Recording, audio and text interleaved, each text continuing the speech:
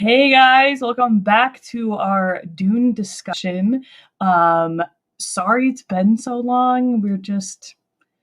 There's things going on. But I'm really excited today because these next few chapters that we've gone through are like just mind blowing. I love them.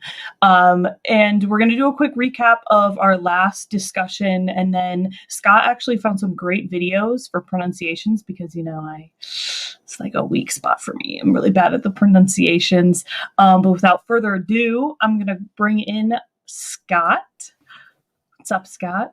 Hi, Meg. How are you doing?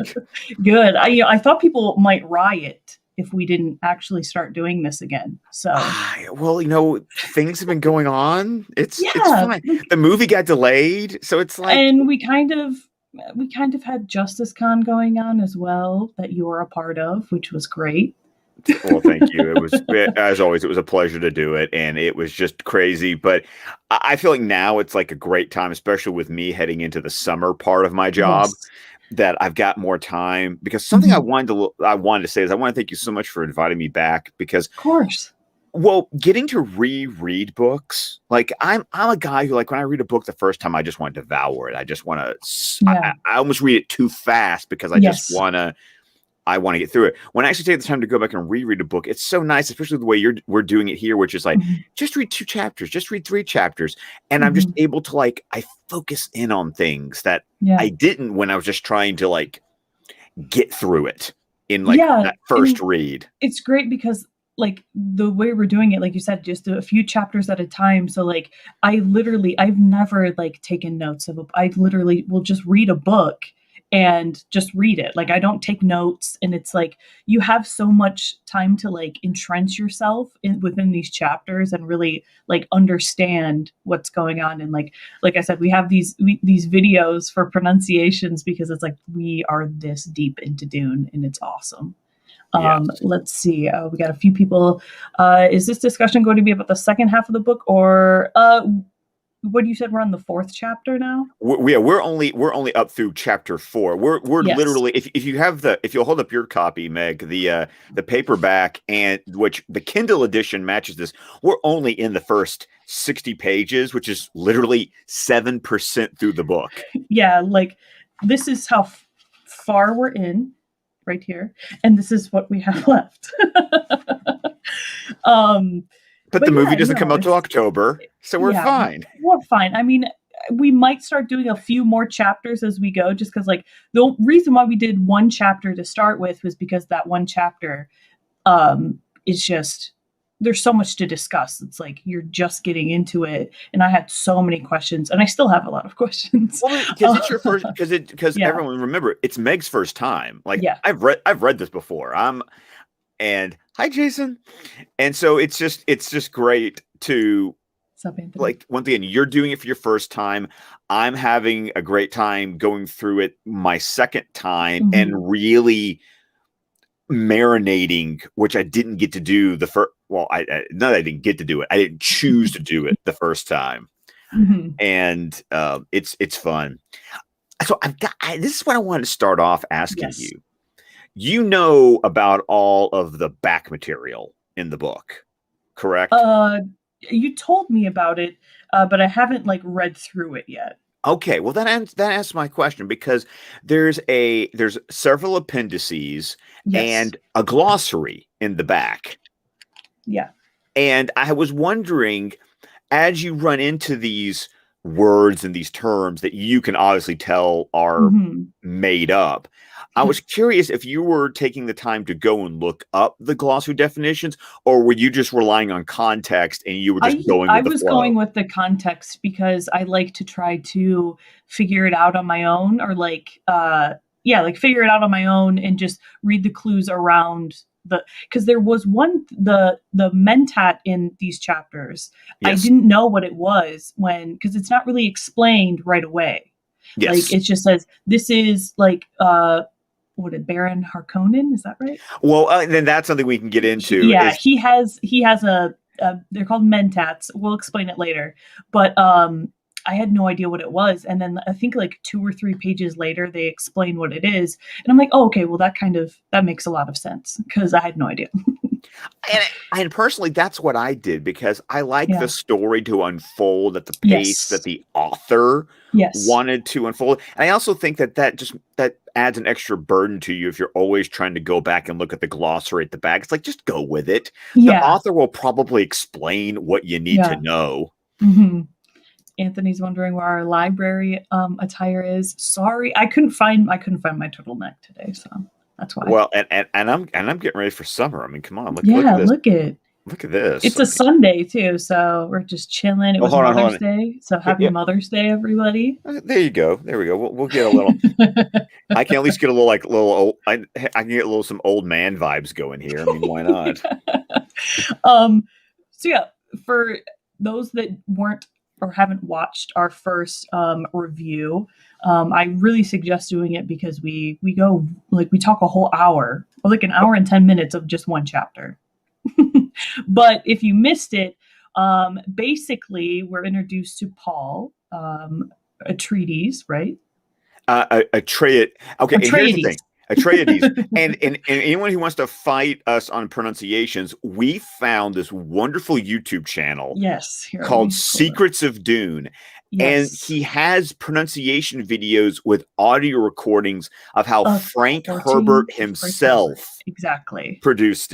pronounced it. Yeah. So we've been kind of going back and going, I've even had to correct some of my pronunciations, going, I've kind of gone with like the Mandela effect of like how everyone has pronounced things, and then going back and going, oh, Herbert had his own ideas about how to pronounce these things. Which I think is like, I love, like, it expands your vocabulary for sure. But it is, sometimes I do find it a little like jarring. Like, it's intimidating almost when you're reading through it and I see like these names and I'm like, oh, holy shit, how am I gonna pronounce this one? And so, like, when I get done with the chapter, then, you know, you found this YouTube channel, and I'm going through it and I'm like, oh yeah, I wasn't even close. And that can be a barrier for some people. And I think it's a barrier that happens a lot with epic sci-fi and high fantasy. Yes. I'm reading a fantasy book right now that the amount of names and terms that are completely fictional for this world, it can be like, you get frustrated because you don't feel like you can get into the story. Yes. Because you're too busy trying to figure out what the hell they're saying. Yeah, and like I told you when we were backstage, I was kind of finding that for myself when I was reading these 3 chapters. It was like, it was hard for me to remember who was who, because I was like, I can't pronounce these names. But I took a lot of notes, so I feel like I have a relative idea of who is who for the most part. But yeah, we're introduced to Paul and his mother, Lady Jessica, and there is. It was the Bene Gesserit. There you go. Yes. That's the one thing I remember from our discussion, was how to pronounce that correctly. And it's very strange in these chapters we were reading. It's almost like they're treating the Bene Gesserit, like a lot of the men just treat it as like they're just witches, it's witchcraft, and it's like, okay, they seem very important to me, but well, and that's the thing. Going back to our discussion about the history, you've got to remember that we're in a world after what's referred to as the Great Revolt, or the Butlerian Jihad, where basically computers and robots, there was a great uprising, and they destroyed basically all artificial intelligence because it had, we've all seen the Terminator. We know what happens when the machines take over. And they basically said, they even made it part of their religion. The Orange Catholic Bible says, never again shall a machine be made in the image of man.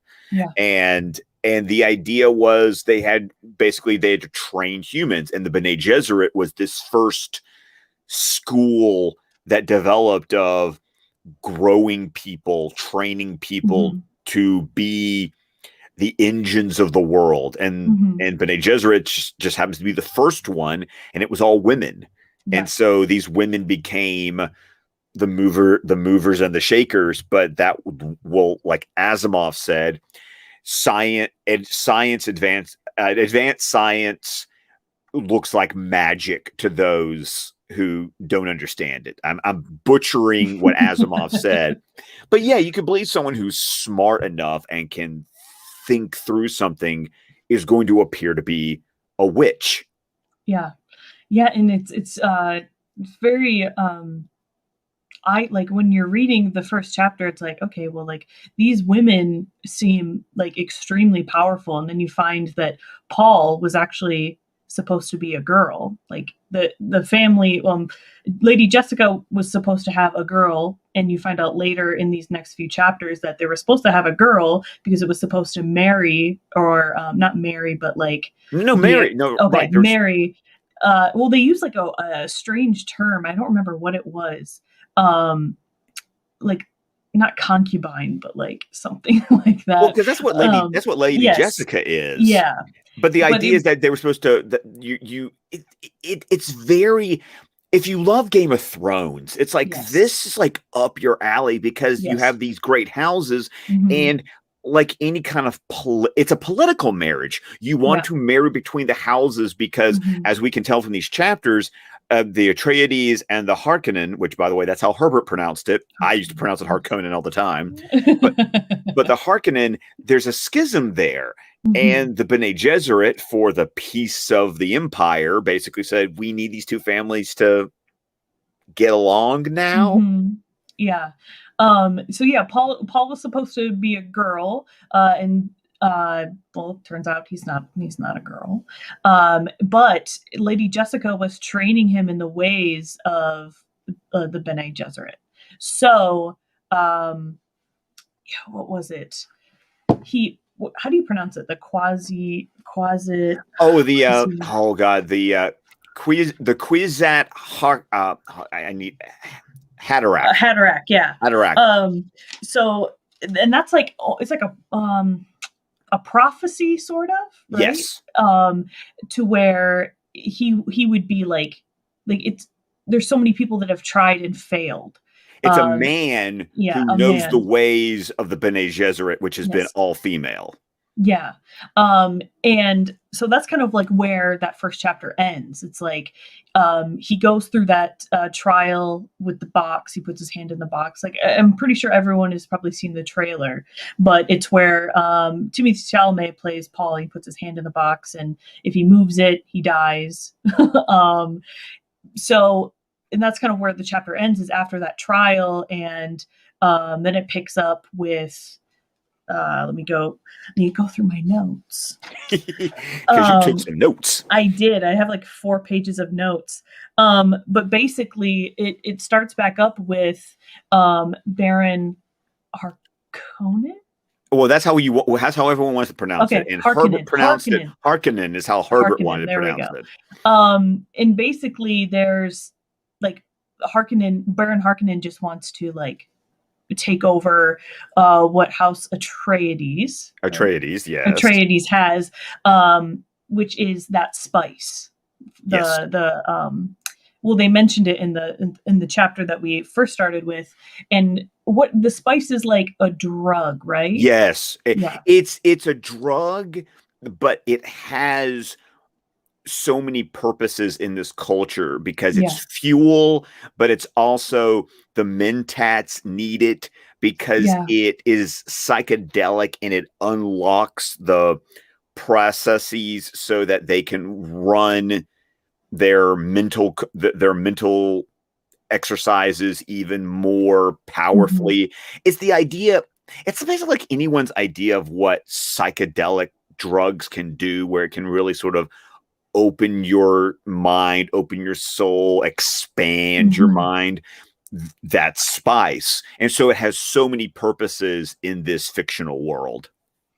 Yeah. And so basically there's a plan put in place to take over House Atreides, to take over the spice. And that started with the Baron Harkonnen, right? There you go. Harkonnen, yes. And he's telling his mentat and mentats have like a specific function and purpose for each house. Like each house has one, I'm assuming, or like each important person has one. Yeah, they're basically like they're like consiglieres. Like if you've seen The Godfather, like it's the right hand man, and because you have a mentat, you have someone who's basically going through, this is what you need to do to be successful. This is how we need to run things. This is probably what your enemies like. You have someone who has been bred to be your Siri, like your and I was actually looking up online not like study guides, I guess, for this, and like it was saying that mentats are like base their, I guess, strategies or advice purely on logic. So when they're coming up with ways to take out this house, it's all based on, they're like, oh, well, that's probably how it's going to go. It's not, it seems very like they have a plan, but like it could, like if something didn't go 100% the way it's supposed to, then it's not going to happen. Right. Like you're basically, like I said, the idea of a human computer where they're like, I almost think of them, think of it almost like Vulcans from Star Trek. It's like, this is logical. So A is going to lead to B, B is going to lead to C, and they will, and even I think Pitter or Piter, or I said Pitter. I said Pitter. Yeah, Pitter. That's who David Dastmalchian's going to be playing. And he even talks about, well, we think this is how it's going to go. And he even talks about contingencies. But once again, he's working through it like a computer would, going, there has to be an A to B to C to D progression for the plan. He even acknowledges the plan could fall apart. Yes. But we don't think it's going to, because so far everything's going the way it should go. Yeah, and then there's another character there. I think it's the Baron's nephew, correct? Yes. That's going to be his successor. That's like he thinks he's going to be his successor. Fayed. I said, Fayed Rautha. Yeah, Fayed. If you watch the old David Lynch movie, that's who Sting plays. Yeah, which is funny because it's completely miscast. Yeah, when I was reading, through this chapter, I just got such a. I don't know if did you watch Game of Thrones at all? Oh, all of it. Absolutely. He reminds me, like, I was getting such like a Peter Baelish vibe from him. He did not seem trustworthy to me. It seemed almost like he wanted to know the plan so badly, but like not because he wanted it to be successful, but because he just wanted to know. So maybe, I don't know if he's going to tell someone about it or use it to his own advantage. I got the sense that it's like, because obviously you get the idea that Baron Harkonnen does not have an heir. He is. Yes. You also kind of get there's a comment in there where he talks about Paul, that you do get sort of the homoeroticism with the Baron. And so you get the sense that he doesn't have an heir, and that Fayed is there hoping that he'll tell him the plan, because telling him the plan means he's in on the plan, which then makes him a shoo-in to be the heir to the Harkonnen house. Like, that's how I interpreted, like, he needed him to tell him, because if he tells him the plan, he's in on it. Yeah, I don't remember exactly where it is in the chapter, but no, he does say that. He said something along the lines of, oh, well, if he trusts me with the plan, that means I'm in as his successor, or like he uses the term successor. And he was like describing Paul's body, I think. Harkonnen was. Yeah, Harkonnen. Yeah. And that was the thing. He talked about his beautiful like that's where you kind of start to get the idea, and that's definitely something that they play up more in the Lynch movie. The idea of this almost lasciviousness of Harkonnen, which I think plays into the idea that this is a character of indulgence. We were actually talking right before we got online. You want to share them what like your big revelation? And it was like, so the chapter starts out and they're sitting at this like table, looking at the globe of their world.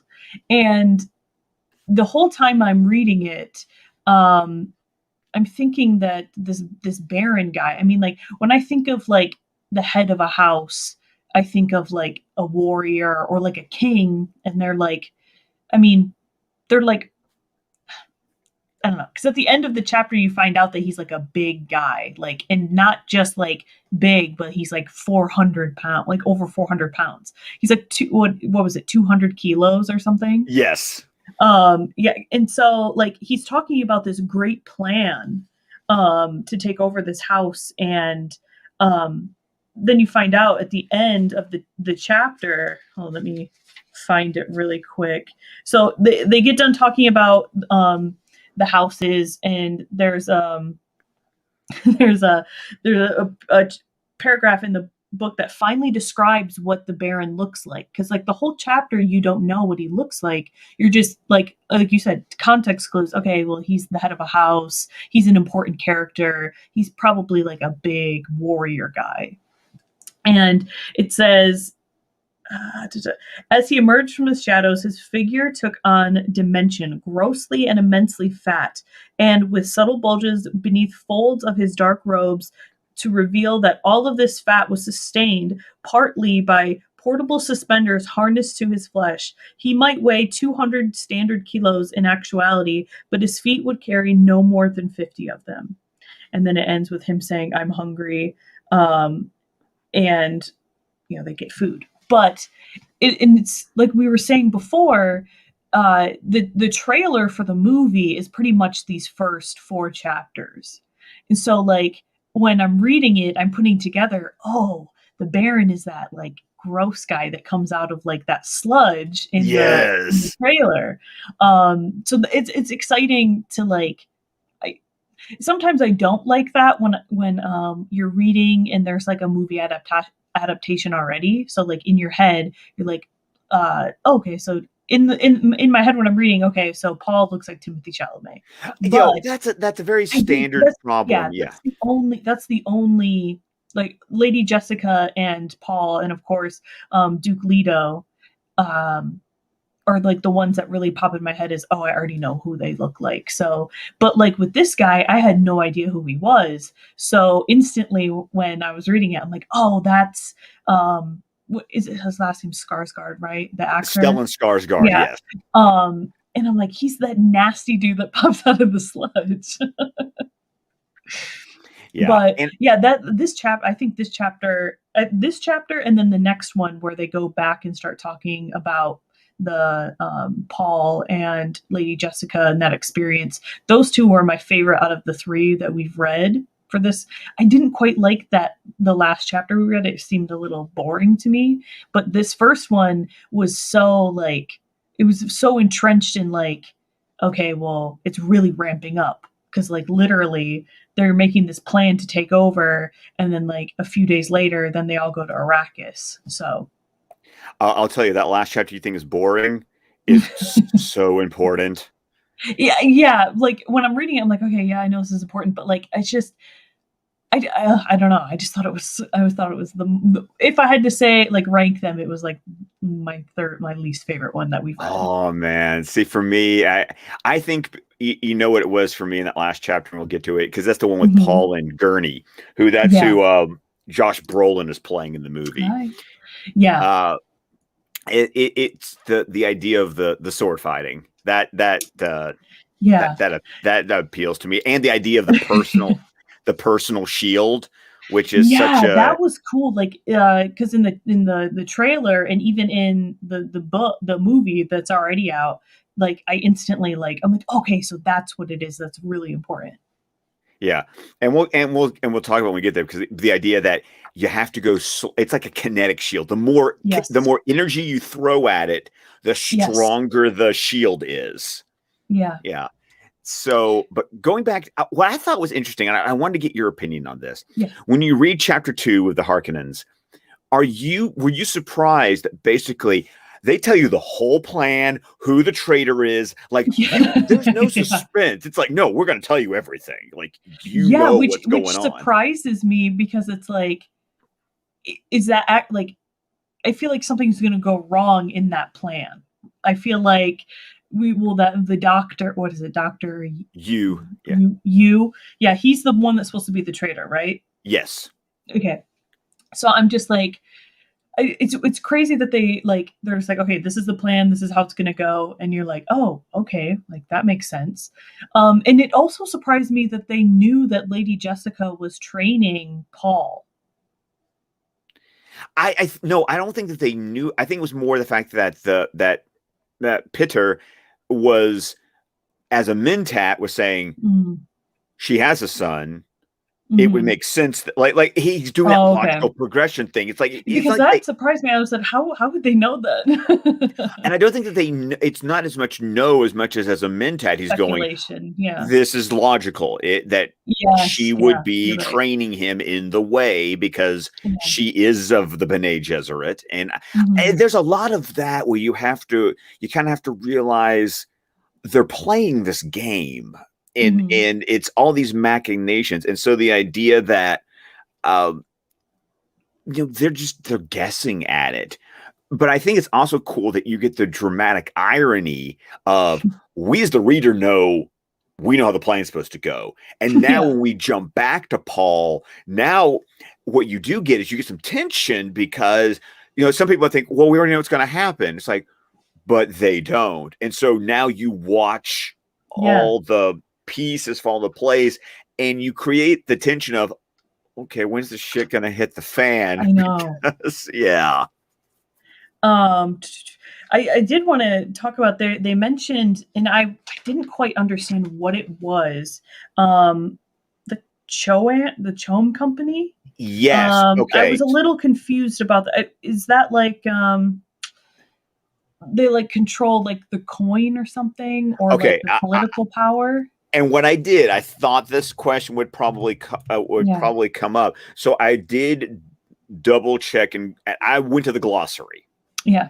So it's an acronym. Okay. It stands for Combine Hannenet Ober Advancer Mercantiles.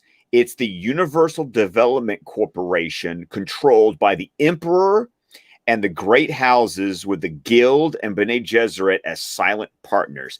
So basically, think about the industrial military complex. It's a corporation that's literally run by the 1%. If you're the Emperor sits on the board, the great houses sit on the board, the Guild sits on basically, it's a corporation that runs everything, and all the people in power sit on the board of directors. Interesting. Because I always compare everything like fantasy stuff to Game of Thrones, because Game of Thrones has the Gold Company, and that's kind of what I thought it was, but it's not. It's not. It's not that. But the idea is that you have an empire, so you have an emperor, so you have the political power, but then you also have this corporation that runs the business. Yeah. But it's still controlled by all the people who have the political power. Interesting. Yeah, because when they mentioned it in that like one little paragraph, and I'm like, they didn't really give too much. Like, they just said that it was like a mixture of like the great houses and the imperial, and I was just like, okay. But yeah, I didn't check the back of the book, which I probably should have done, but that's okay. That's fine. I mean, once again, did it stop you from understanding what was going on? No, because I kind of figured it was something to deal with like the politics of all those great houses, and like I almost looked at it as like the government almost. So yeah, so it's more like if the government ran. It's that great conspiracy theory of the government runs the government runs the corporations. Well, in this case. No, that's literal. Yeah, they do. They do. Yeah. Yeah. Is there anything else from that chapter you'd like to discuss? I think it's interesting that Peter, his goal is to basically he wants Lady Jessica for himself. Yeah, he did mention that, and like during when he was telling the plan, it was like he made it a point to say like, well, if this is when it's successful, Lady Jessica is like mine or something, like, or it was promised that I would have her, and I'm like, ooh, like, because you said that they were like human computers, right? Or like yes, they're computers, but like, because I think in the chapter it said, unfortunately, he takes the shape of a human or something. Yeah. Well, it's also because Harkonnen gets onto him because he abuses the spice. So he's a bit of a spice addict. Spice head, yeah. He's a spice head. They have to take it as part of what they do, but he takes too much. He takes too much. Yeah. Interesting. What is his infatuation? Like, why does he want Lady Jessica? Like, just to have her? I think that's something. Once again, I'm not gonna. No, you're good.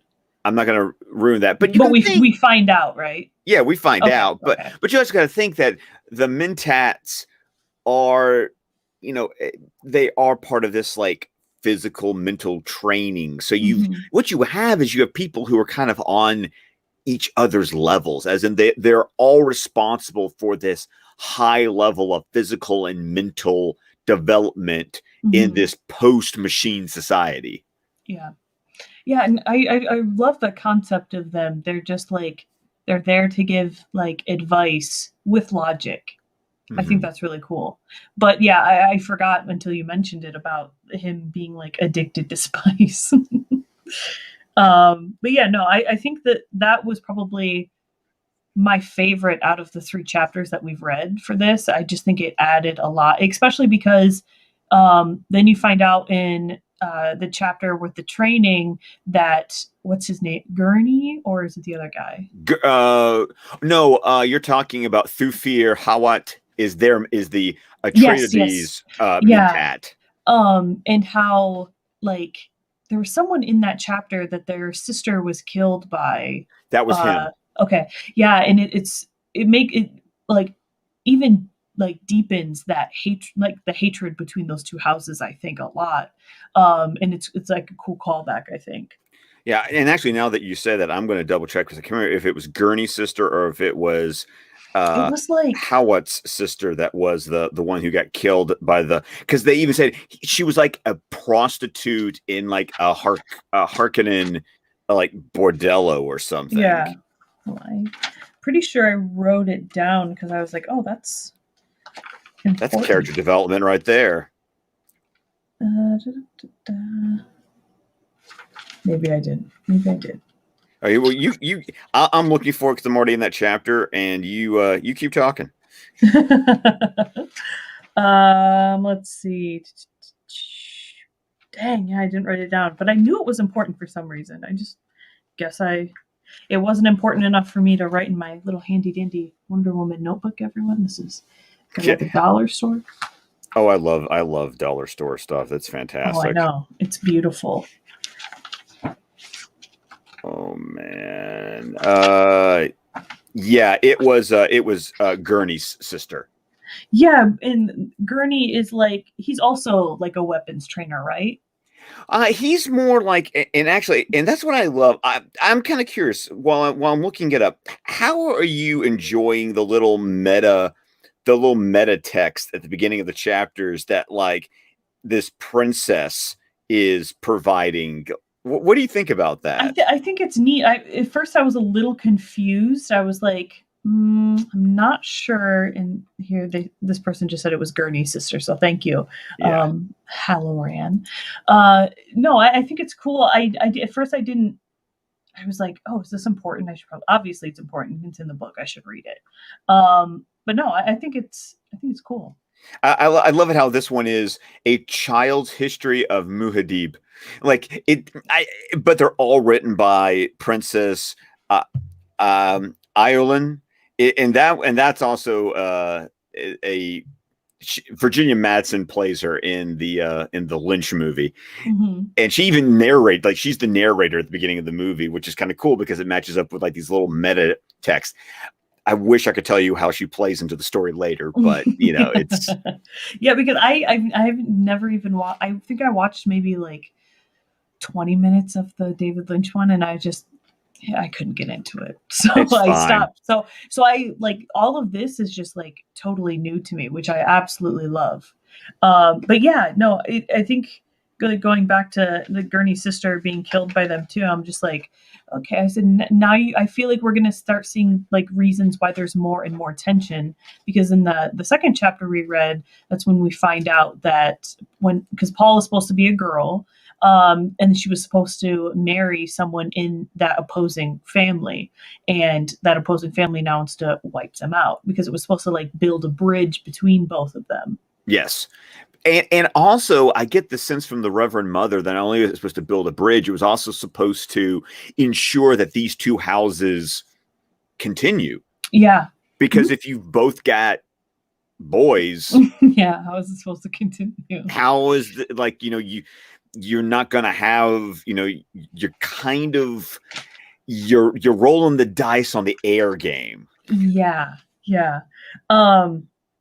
And so at the beginning of the chapter, Lady Jessica is just like kind of staring up out of this window. I think it was just kind of like daydreaming. And it says that Lady Jessica sensed that her child, like before she even had it, or like before she was even pregnant, I think she sensed that she had a child. If she was going to have a child and it was a boy child, it would have been the Kwisatz Haderach. The Kwisatz Haderach. Yeah. So she already has the sense that her child will be that. And then the Reverend Mother is just like yelling at her. Not yelling at her, but I think she's like next to her, like trying to talk to her. And like Lady Jessica is just in this trance because she knows that she's right, I think. Well, yeah, and it's the fact that now that Paul has passed the test, yes, it's kind of that realization of the chickens are coming home to roost. He passed. Yeah. It's like what does and what that means. Yeah, she mentions that she also, because the Reverend Mother was like, "Oh, you knew what you were doing. You had a boy just to please the Duke," which she said, "Yeah, I had a boy to make the Duke happy."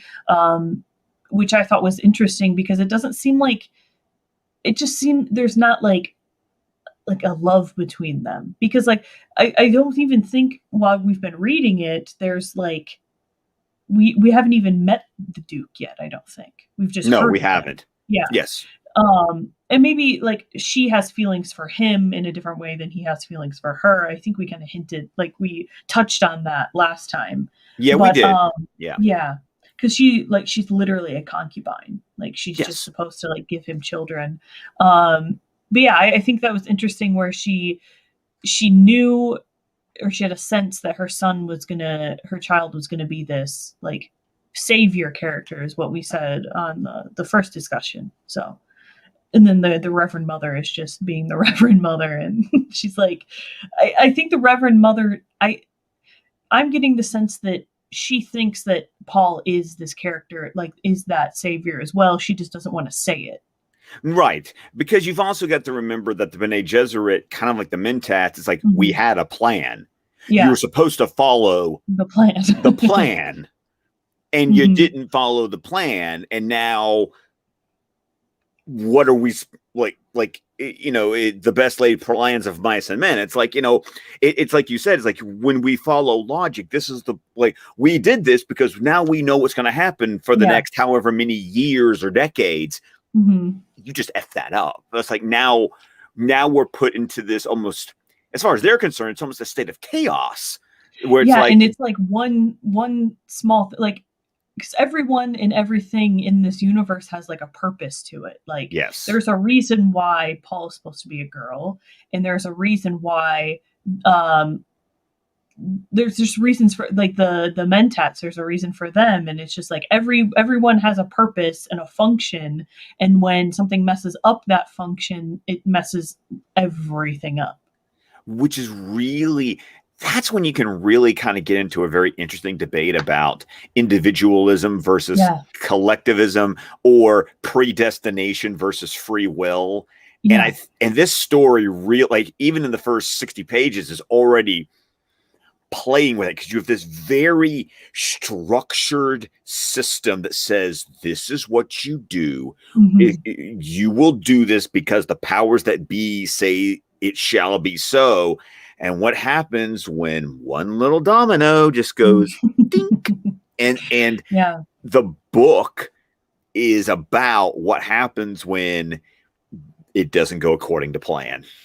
Yeah, and another thing in the second chapter, this is, like I said, this is my favorite chapter that we've read so far. It talks about Paul's dreams, because the Reverend Mother is asking him more about his dreams, and it's on page 39 of mine. But he talks about meeting this girl out. What is it in the? He imagines that he's already having dreams of Arrakis. Yeah, and it's I don't know how to pronounce Usul. Yeah, that's what she calls that. It's either what she calls the play. But he even goes, or that's what she calls me. Like, yeah, he's confused. He doesn't know if that's her or if that's him or if that's the place they're at. He has no idea, because he has no context, because it's a dream. But he just knows that he has dreams that somehow he knows when they're important or not, and the important ones are the ones that come true. Yeah. She said he's talking about his dreams vaguely, and then she says, "Do you dream every night?" And he said, "Nah, not dreams worth remembering. I can remember every dream, but some dreams are worth remembering and some aren't." And she says, "How do you know the difference?" He says he just knows. And then the Reverend Mother asks him, "What did you dream last night? Was it worth remembering?" And he goes into it and says, "Yes, I dreamed of a cavern and water," which water is important. Yes, it is. They talk about how important it is in the last chapter that we read, so chapter 4. I dreamed of a cavern and water and a girl there, very skinny with big eyes. Her eyes are all blue, no whites in them. I talk to her and tell her about you, about seeing the Reverend Mother on Caladan. But yeah, and that's Zendaya's character, right? Yes, it is. Cheney. Okay, cool. Yeah.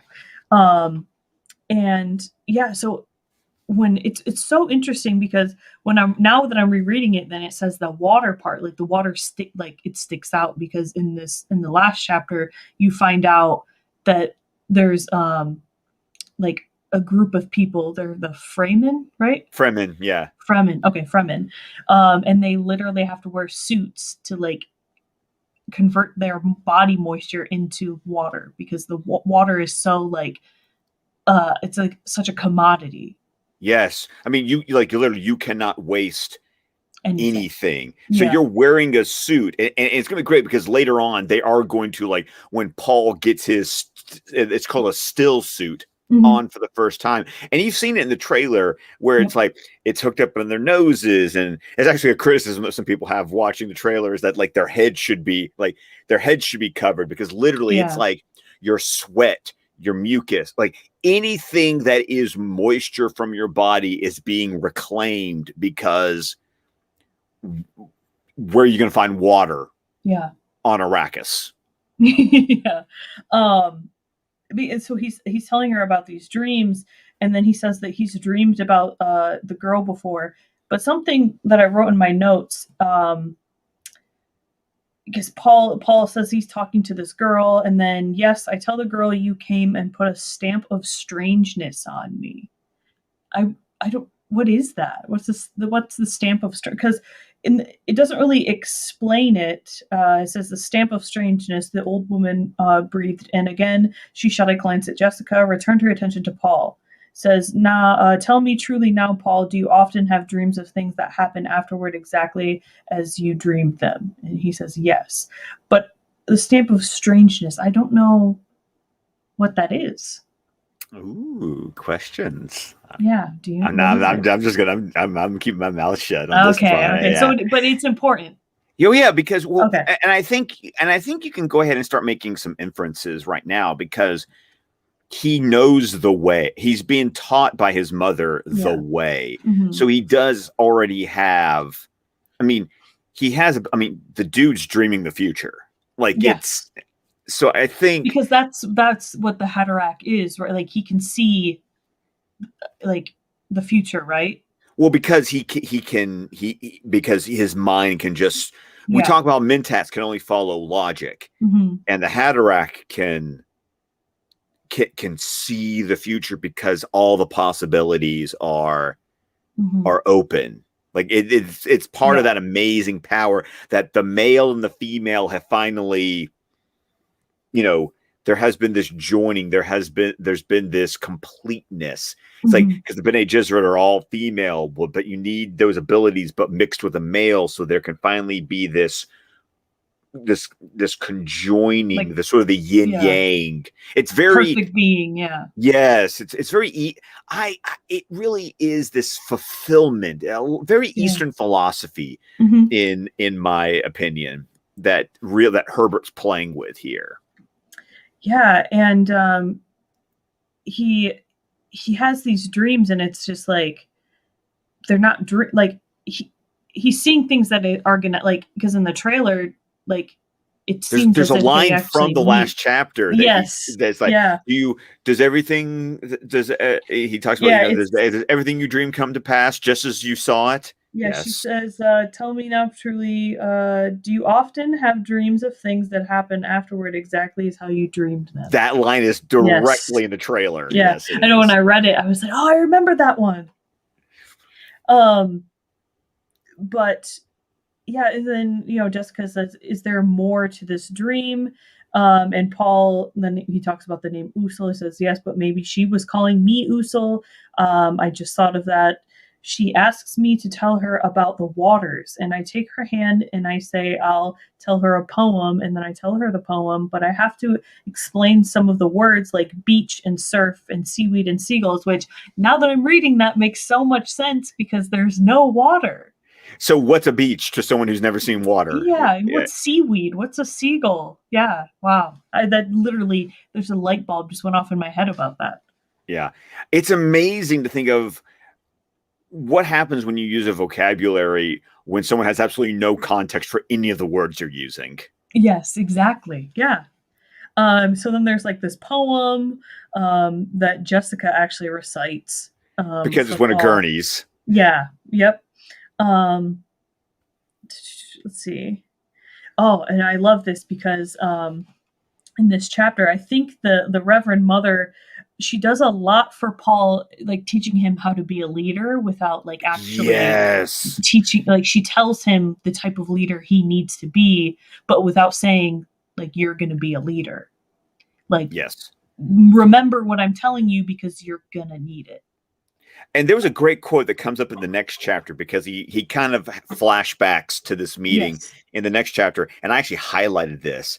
And I loved this line she said, which is, grave this on your memory, lad. A world is supported by four things: the learning of the wise, the justice of the great, the prayers of the righteous, and the valor of the brave. But all of these are as nothing without a ruler who knows the art of ruling.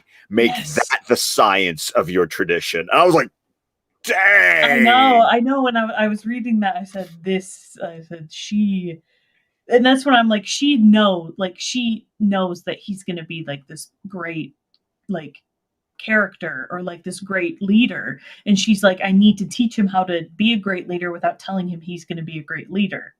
Right. And I also, and also I love how she plays the game of like giving him like oxymoronic advice. Like, you need to be strong like the willow that bends in the wind. And and I love it how Paul is so insulted by it because he's like, I know what this means, because if the willow grows into more willows and then it can stand against the, like, I love it how he almost looks at the Reverend Mother like, why are you wasting my time?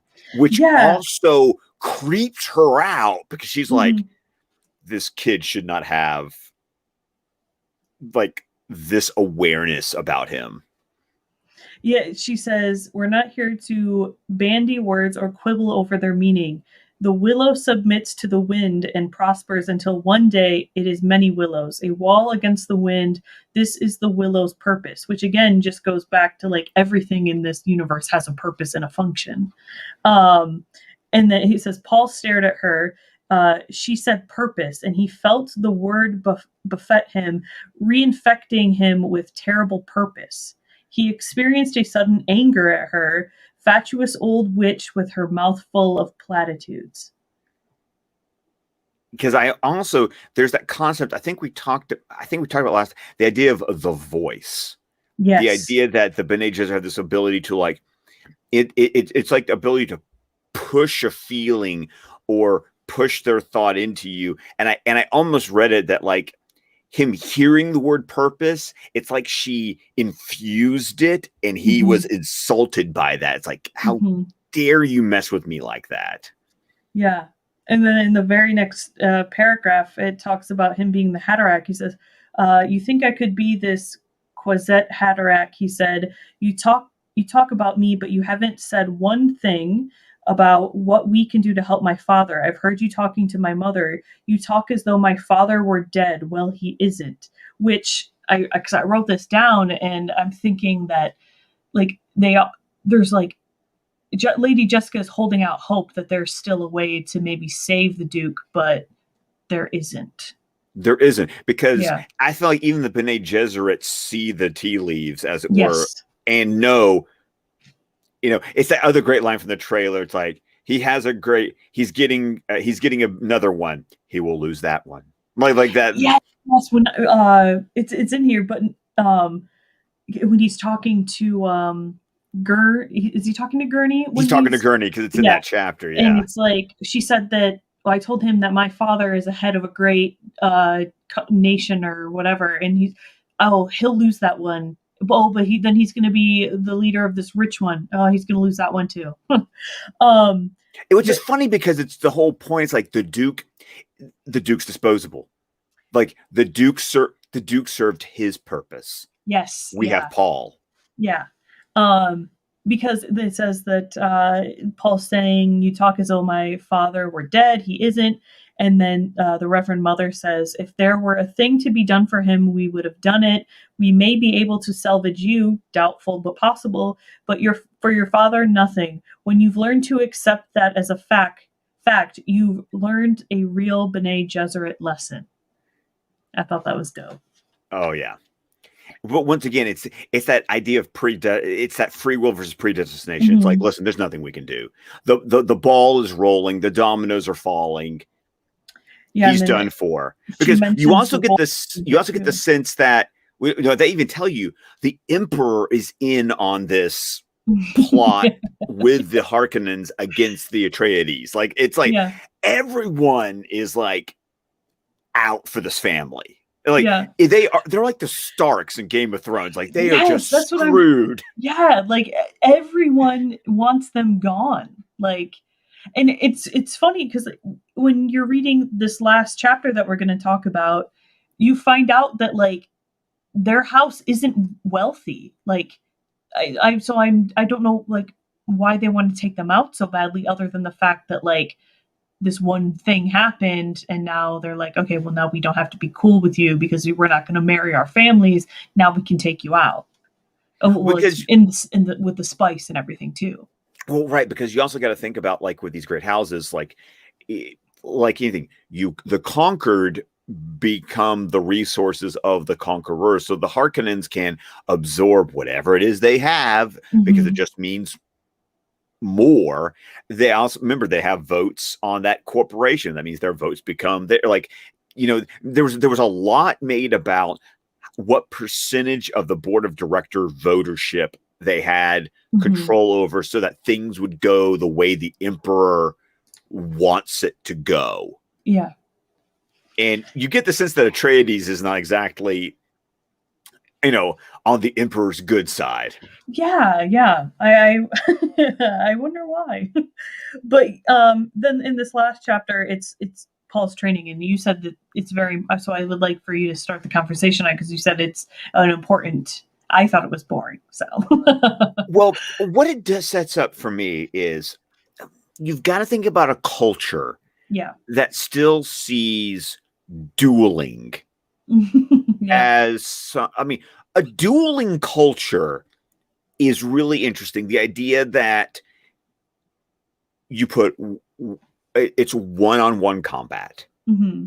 And that means it's a dueling culture. That means it's an honor culture. Mm-hmm. Like, oh no, well, whoever dies dies. It's like it's the fight. It's like whoever is smart enough, quick enough, fast enough, strong enough. Like, Mm-hmm. there's so many different things that can go into a duel. That means you win or you don't. And so many times duels are done as matters of honor. You have insulted me. You have wronged me. I have to challenge you, Mm-hmm. or I am dishonored more so, and I reclaim that honor if I defeat you. I mean, look back on our own history. It's amazing. I mean, it's interesting that there became a point where dueling became illegal because we're like, we gotta stop. This is stupid. Mm-hmm. And I mean, just watch Hamilton. It's like true. But I love the concept of we get to a point where if you're going to be in a dueling culture, that we have the technology to build a personal shield. Yeah. Which those it's like a belt, right? You put the belt on and then it's like you have your own shield. Which is kind of cool though. It's like Paul describes the fact that he could feel it like crinkle up against the skin, and the air got stale because the shield is holding in the old air that was around him when it engaged. And so you got an idea that, think about how you have to train a fighter where the hard, fast, quick blow is no good to you because the shield is going to reflect off the kinetic energy of that. The only way you win is by going in slow and purposeful, because you can actually go through the shield. And I just think about what that teaches someone to have to kill someone purposefully and slowly. Yeah, that breeds a killer. But yeah. But it also breeds a strategist. Yes, yeah. Because you can't be a brute. Yeah, you just can't like throw like blows at them, because like you said, it's like based on like the more that they take, the more their shield has a purpose. So like you just can't, like every hit has to have reasoning, and like it has to like have that purpose as well. And I love the image at the end where Paul thinks he's hot shit, and he's got like the dagger at Gurney's throat, and Gurney's like, look down, and he's got it like up his groin. Like they were, I mean, in a real fight, they literally just took each other out. Gurney says, he's like, yeah, you might have killed me, but you're coming with me, or something along those lines, which I thought was cool. But when I'm reading the chapter, it was like, it made me a little sad in a way, because like Paul, I don't think he really wants to train to fight. He was like, he wanted to play. Like literally the chapter says like, I want to play or something. And Gurney, or no, it was Thurfif. What is it? Thurfir Hawat. He was saying that like, oh, well, the time for playing is over. We're literally going to Arrakis tomorrow. Which also, once again, is that idea of the purpose. It's like, and Gurney almost laments the fact that he can't be a child. And but once again, it's like you have a purpose, things are moving. And then of course we as readers, we know what's going down. So we're kind of like, sorry, kid, no, playtime's over. Yeah. Yeah. And it was just like, okay. But then they also talk about they said that his house isn't one of wealth. It's not a rich family. And then they mention the what was it? The Fremen, yeah. The Fremen. I think the funny thing is that you can almost consider them free. Like they're free men, because they are just living among the desert on Arrakis. So I mean, it's a great Freudian slip, because you don't think Herbert did that on purpose. I mean, seriously. Right, that's what I was reading. I'm like, okay, well, I can kind of see what he's doing though, what he's doing here. But no, I'm reading like the description of them. Hawat says, there's little to tell from the folk of the Graben and Stink. They all wear those great flowing robes, and they stink to heaven in any closed space. It's from those suits they wear, call them stillsuits, that reclaim the body's own water. And then it's interesting. The next paragraph talks about his dream of thirst, which I'm assuming is the one. Well, one of an important dream he has. It says Paul swallowed, suddenly aware of the moisture in his mouth, remembering a dream of thirst that people could want so for water they had to recycle their own body moisture. Struck him with the feeling of desolation. Water's precious there, he said. Yeah, and it's amazing to think of like we think about how we waste water like nobody's business, and yet Paul is already attuning himself to thinking about like the spit in his mouth, how important that would be to these people to, you know, you can imagine these people don't even have spit because they don't even have enough water to make spit. Hawat says after this, he says, you'll learn a great concern for water. As the Duke's son, you'll never want for it, but you'll see the pressures of thirst all around you. And then it says Paul wet his lips with his tongue, thinking back to the day a week ago and the ordeal with the Reverend Mother. She too had said something about water's starvation. Yeah, what's cool about this is that this is really going to start to play into Frank Herbert's philosophy of environmentalism. That's really going to come into play when we get to Arrakis, because this whole idea of a planet that has like no water, like what does it mean? And I think it's very the idea of conservation is really going to play a huge theme through the rest of the novel. I wrote in my I wrote, for some reason, page 52, what is the now? And I'm trying to remember what that meant. Oh, okay. Let me see here. Because thankfully my Kindle copy like matches up with your page numbers. I think it actually begins on page 51. It says, Paul sat down where Hawat had been, straightened to the papers. One more day here, he thought. He looked around the room. We're leaving. The idea of departure was suddenly more real to him than it had ever been before. He recalled another thing the old woman had said about a world being the sum of many things: the people, the dirt, the growing things, the moons, the tides, the suns, the unknown sum of some called nature, a vague summation without any sense of the now. And he wondered, what is the now? I thought that was interesting. Yeah. I know. What page number was that again? 51, and then it ends on 52. Okay. Yeah,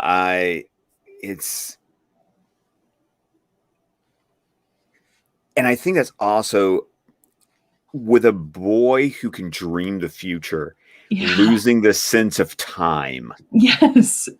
Of literally, when am I?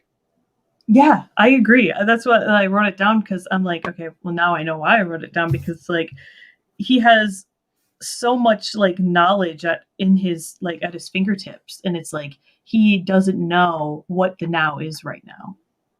Like he doesn't know. He doesn't know. And he's not been trained enough to be able to process that yet. Yeah. Isn't he like 13? Yeah, he's like 13, 14. Yeah. Hey, Philip. Hey, Philip. But yeah. And then I wrote, and this is where I wrote the note. It says, seems like the issues between both of the houses goes back for a while, because then it talks about Gurney having his sister killed by the Baron's family. Yeah, and it makes you wonder, why would this warrior choose to serve this house? Was that like you kind of wonder, like, does the rift between these two houses go back so far that that's why Gurney would choose to serve this house? And like, once again, it's just planting these seeds that just make you go, I know. I'm so intrigued, and because the next chapter, I'm assuming, is when they go to Arrakis. Like, this was setting up for them to leave, because the chapter 4 that we read is Paul getting some training, figuring out more about, these Fremen people, and then it's like, all right, well, we're gonna leave for Arrakis tomorrow, so have fun. I can't wait for you to read the next chapter or two. Their description of interstellar space travel and how that works. Mm-hmm. As a sci-fi fan, I love that sense. I love when they explain the science. Like, yes. How does this work in your universe? And yeah. I can't wait for you to read that. It's a really mind-bending, cool way of thinking about how you travel between two distant points in space. Mm-hmm. Anyone who's read like any kind of Einstein or theoretical physics of how you would travel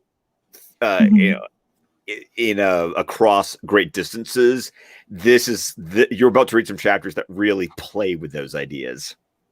Yeah, and there's another character in here,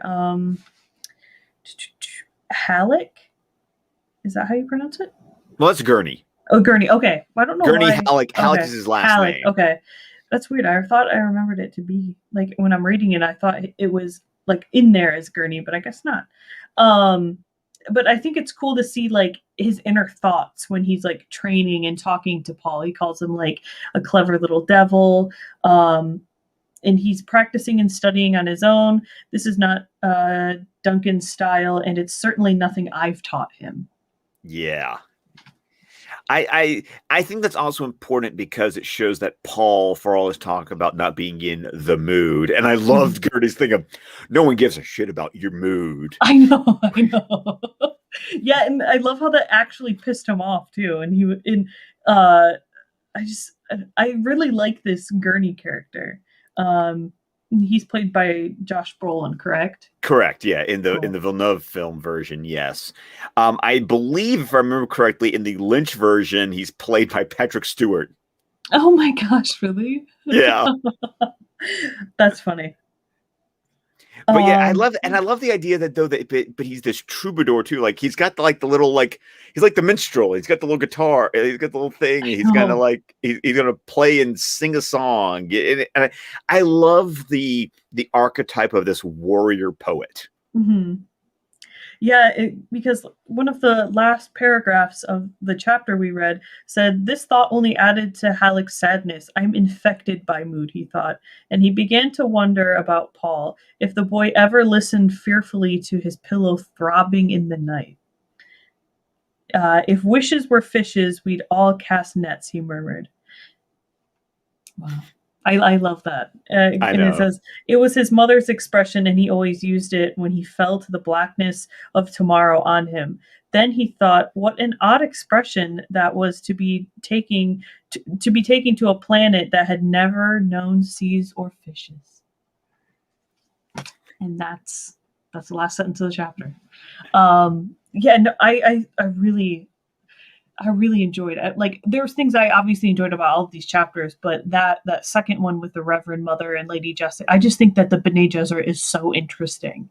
And the thought of Paul finally like becoming this Haderach character, I think is really cool. I'm kind of curious. Are you enjoying we're going through this in a very slow, methodical pace. I think some people were very surprised, like, we're only 4 chapters in, guys. Yeah, I know. We're 60 pages in. But are you enjoying that? Like, are you? Yes, I love it. It gives me, because like I'm just really used to reading like graphic novels or like comics, to where it's like there's like, I mean, obviously, look how big this thing is. Like, yeah.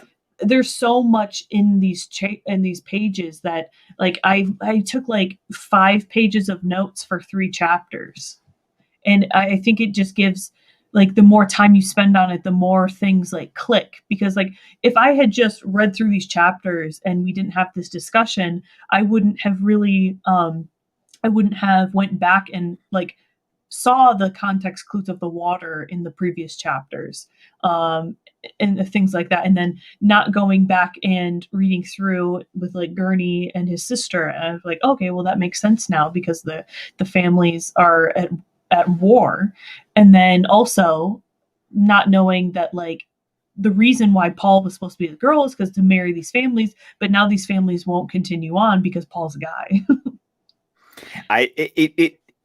And that's the beauty of once again, it's why this book it's a class. It's why this book is a classic. Is because when people want to argue about what makes a book a classic, why do we label it? I think it's because books that usually get labeled that way are deep enough and have enough material there that not only do you want to read them again, they almost demand that you read them multiple times. Like I said, I'm reading through this for my second time, and I'm slowing down with this pace, and I'm picking up on things going, now because I know what's going to happen, I am now able to look at what Herbert wrote and go, oh, you sly devil, you've been laying the seeds this whole time. That's great. And I'm able to jump back, and now I'm like looking at the appendices and the term and the glossary, and I'm kind of filling stuff in because some of the stuff in the glossary never gets explained in the book because once again,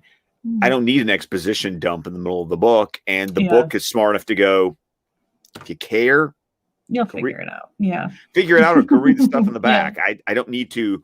We don't need to have, there's still characters that they have there to explain things to. Yeah. I felt like that's what Feyd was in the Harkonnen chapter, was like, this is our character where we're going to explain our plan. Yeah. That's something. I haven't read too many books where they literally like spell out what the big plan is, like right at the beginning. And I think that's really interesting, and it's going to be really interesting as we're going on. And finally, you're like you said, like what the plan is, but the characters that you're reading about, like the main character, doesn't know what this plan is yet, and he's just figuring it out as he goes. I think that's going to be really interesting. And the next chapter starts off with us finally getting to meet Dr. Yu. I know, the first word, it says, although he heard Dr. Hugh, and I'm like, oh, I can't wait. Because he's supposed to be the traitor. Yes. Which is interesting because there was a concept we didn't talk about, but the reason that it's so important that he's a traitor is that he has this imperial conditioning, which apparently it's like this brainwashing that makes you, like, how doctors take the Hippocratic Oath, I shall do no harm. Well, we're in a society where they've literally brainwashed you to where you can't do, like, it's supposed to be impossible for you to do harm. Yeah. And once again, an idea that there's a purpose there. It's like, no, you're a doctor.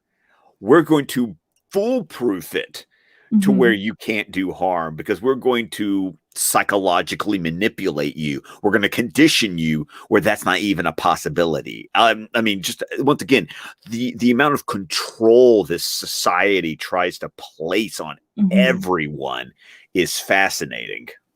Yeah, I'm really excited. And is there anything else you want to bring up from these last chapters we've read? Oh, man, we've talked about it for an hour and 15 minutes almost. Well, we spent all that on one chapter last time. So I know.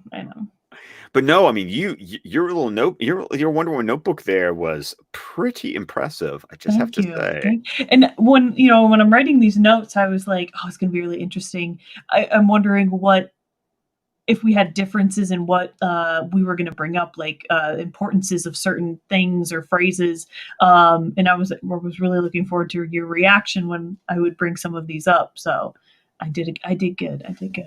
Yeah, like I said, I would just say it might have been boring to you, but give the dueling its due. I'm telling you, you're going to want to remember that later on in this book. Yeah, I figured it was important because like the whole like force, like the shield thing, it seems very important. And like you said, like the slow killing or like the slow like stabbing, I guess, whatever, is important. So Yeah. No, it was just, I'm more of like the mysticism type stuff. Like I love that. Like Oh, okay. the not so much like the military. Yeah, like that stuff. I'm just like, okay. I gotta read through it because it's important. But like, I just love like the whole like mysticism of like the Bene Gesserit and like the like Paul's journey to become this Hatterack. I think that's gonna be so cool. Ooh, okay. I am generating a reading list for you. Like if that's what gets your juices flowing. Yeah. Oh, I got some authors. I love fantasy stuff you know, I've read all the Lord of the Rings. I've read all of Game of Thrones. I absolutely love that type of stuff. But then like sci-fi, mysticism, like mystery, I love that stuff. Oh my, okay, I'm going to tell you an author right now. Ursula Le Guin. Okay, hold on, let me write that down. Ursula Le Guin, LE space GUIN. Okay. You need to check her out. I will. I wrote it down. I need this notebook for these streams. Like I said on the vodka stream on Friday, like I learned so much and like I want to know like what you guys are talking about most of the time. So yeah, no, I'm glad that's a very diplomatic way of saying what are you old people talking about? I appreciate that, Meg. I didn't want to say that, but no, I'm just kidding. I can read the subtext. It's okay.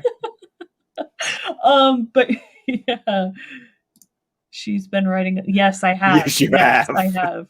Like the first page is, and I finally got to cross off one of those movies. I watched Lucky Number 11 yesterday with Dave, so that was fun. That was a great movie. Yes. But yeah, I just feel like my list is always going to continue, so I might as well actually have a physical copy of it instead of just keeping it up here. Because like people will be like, "Oh, have you watched this?" And I'm like, "Oh, hey, you suggested it to me, but I forgot because I didn't write it down."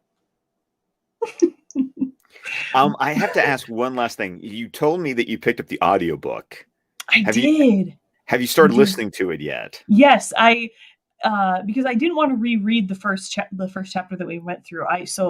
Because it's like I've had a busy last few days, so I just had it on and I was listening to it, and I love it. I think it just adds like another layer to like the story because it's like you can hear these different characters and like obviously the pronunciation of things.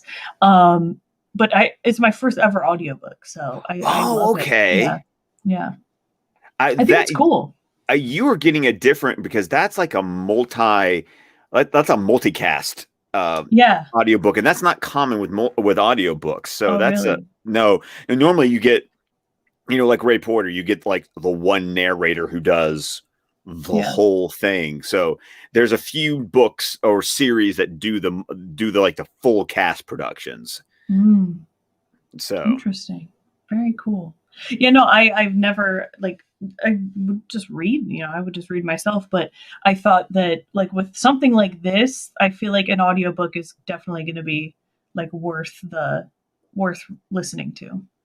Well, cool. I haven't listened to this audiobook, so I'll be very interested to hear, your report as we go along. Yes. Like what your thoughts are. I am so entrenched in this unit. Like I have a Spark Notes page bookmarked with like study guides of like the chapters. And now I have these pronunciation videos, and now I have the audiobook, and I'm just like, I'm ready. I'm so down with this.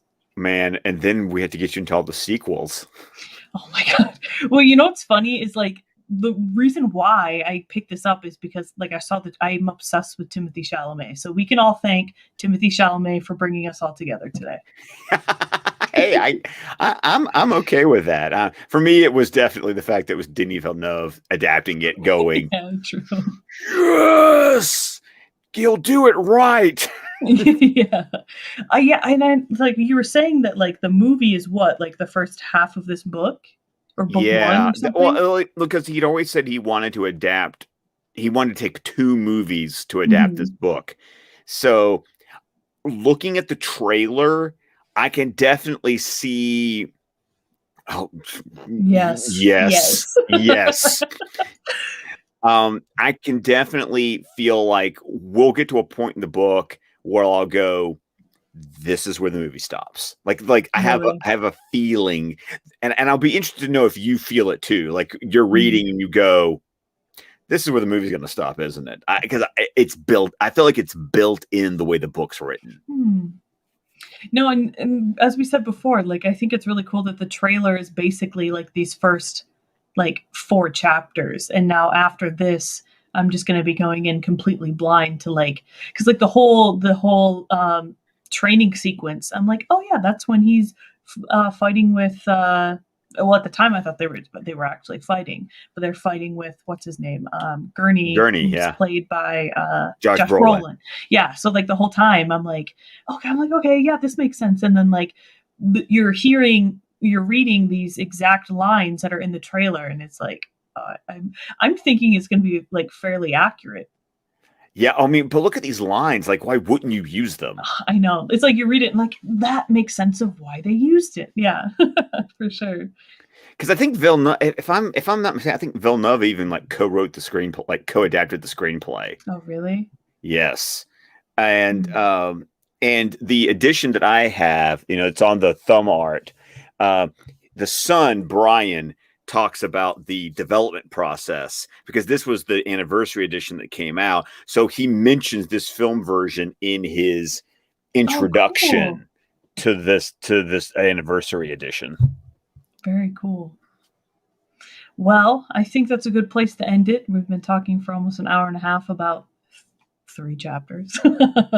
I'm glad that everyone's enjoying. I like doing these shows is like we said, it just adds such more like enjoyment to this book, and like I'm remembering so much more, and I'm like actually so hyped for the rest of this. Great discussion. Thank you. I appreciate it. We've been talking about doing this for how long? So we've had to cancel a few times, but I'm glad that we were able to sit down today and get these done. And I hope that we can do it again very soon. Yeah, I really do hope that we can pick up the pace, because really, honestly, we have to be done before October. I mean, we kind of have a deadline. Yeah, it's okay. I don't have literally anything going on, so I plan on just like busting through this. So, well, I'll tell you, Meg, I rely on you to give me like what the next stopping. You give me the stopping points, I'll get there, and we'll be good to go. Dave, talk about lucky number 11 now. Well, I really liked it. I was surprised that I would like it as much as I did. I was saying what a lot, like especially at the end, like when you're seeing all of these things connect. I was like, what? But yeah, I like it. Yeah, I love movies like that are kind of like con movies, where it's like the plan all kind of like you realize. Like I love those moments where at the end when you go, oh, okay. Yeah. No, I thought it was really cool, and of course, I love Josh Hartnett, so he's awesome. There's an actor who just like disappeared. Exactly. Like that's what I was thinking the whole time I'm watching it. I'm like, man, I haven't really like the last thing I watched that had him in it was Penny Dreadful. Like I loved Penny Dreadful. Well, and that was kind of a comeback for him. Yeah, but like outside of that, because like my favorite movie that he did was the 30 Days of Night. I loved that movie. I still need to see that movie. What? Write it down. Oh no! Well, I've read the graphic novel that's based on, which is amazing. Yeah. I think, and he had a hot little period there for a second, because like he did like Black Dahlia and Pearl Harbor. Yes. And what was it? He did that Shakespeare basketball movie. Oh, he's in The Wrath of Man, apparently. Oh, all right then. I need to, because I had to cancel that I was going to go see that Friday night. I had to cancel, but it's Guy Ritchie. I'm going to see it. Yeah. But no, yeah, I thought it was really cool. And the wallpaper, oh my God, beautiful. What perfect choices. Every time that like you go into like there's like a new set, I'm like, look at that fucking wallpaper, man. That's nice. I had wallpaper envy. Man, I will never envy wallpaper. Really? I love it. Until you have to take it off. Mm-hmm. Oh yeah, I'm good. Too much work. It looks pretty, too much work. Yes, exactly. Well, Meg, thank you so much for having me. Yes, of course. I'm loving this. It's so great. Me too. And maybe next time we'll have Dave join us because I know he's reading it too. So yeah, Dave's like 200 pages in. Like he's like rocking and rolling. Joey, DUNE and Lucky Number 11 crossover when? That would be interesting. Thank you, Jason. Thank you, Jason. Thank you, Joey. All right, cool. Well, obviously, tell people, where they can find you. Well, of course, you can find me on Twitter at ScottDC27. You can find the entire network of shows over at squawkcastmedia.com. And I'm Wonder Meg, and just find me wherever. So thank you, guys. We will see you next time. Not sure when we'll do it again, but obviously, we'll keep you posted. So bye. Bye, guys.